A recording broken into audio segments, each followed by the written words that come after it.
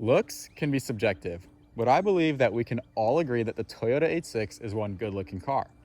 Now, naturally, we as humans always feel the need for change, so here I am standing next to my already good-looking car, trying to make it look better. With my 86, I wanted to make it look OEM plus, meaning it looks like it's from the factory, but it's just a better version of that. So it's nothing too crazy, but for now, I decided that the first step to doing this is going to be to give it a little spoiler. Now, I didn't want to get some GT wing that comes up to here and just is wild like that, but I didn't want to leave it naked without a spoiler. So I decided I'm going to get this little one right here, which is more like a duckbill, kind of like a lip.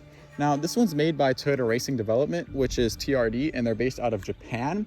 So this is actually OEM, and I had to import it from Japan to get it on my car.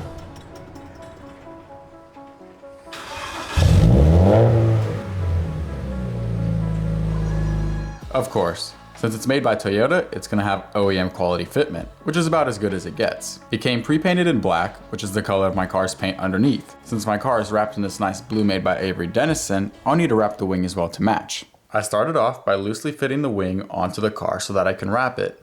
I decided it would be easier to wrap it if I can have the car supporting the wing. On both corners of the wing, I have a small strip of double-sided tape. This will allow for the wing to stay in place just enough so that it doesn't move around, but I'll be able to pull it off when I need to tuck the wrap under the wing. Now I'm using a prep solvent to remove any wax and grease that could be on the wing. At this point, the wing is clean, but just to be extra careful, I'm going to use a tack cloth to pick up any dust or lint that could still be on the surface. Now that the surface is prepped, it's time to wrap the wing.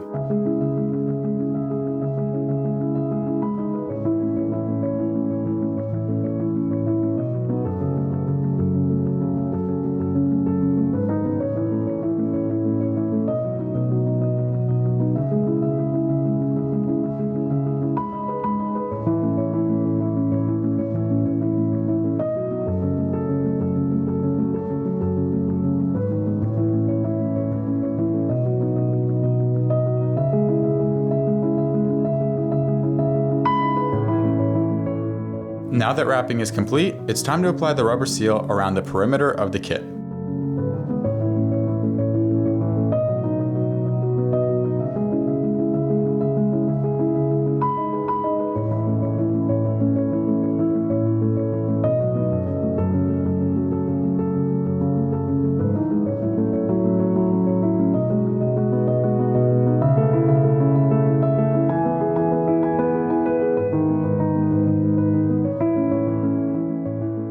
The wing is now ready to be installed. The wing came with 2 screws plus a double-sided tape all around, but since it's a near perfect fit, I decided to remove the screws and simply attach it using the included double-sided tape. For the installation, I'm starting off by cleaning the area with a prep solvent to remove any wax and grease. In order to line up the wing, I'm using blue painter's tape at set spots so I know where the wing should sit. I also have tape along each corner where the rubber seal is, because I noticed when I was test fitting the wing, the rubber seal would fold in under itself, so the tape will pull the seal up, preventing this. More on this later. Once you've marked the location, it's time to prepare the double-sided tape.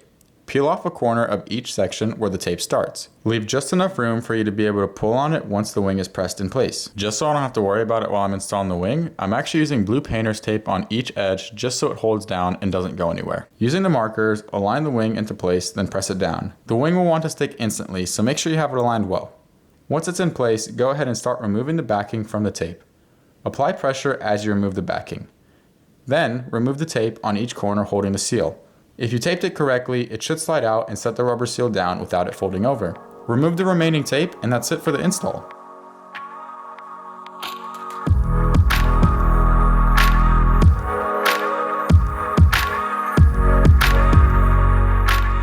If you enjoyed this install video, go ahead and like, comment, and subscribe, because this isn't the only part I'll be putting on the car. I'll definitely have a lot more parts going on the car and a lot more content for you guys. We'll see you in the next one.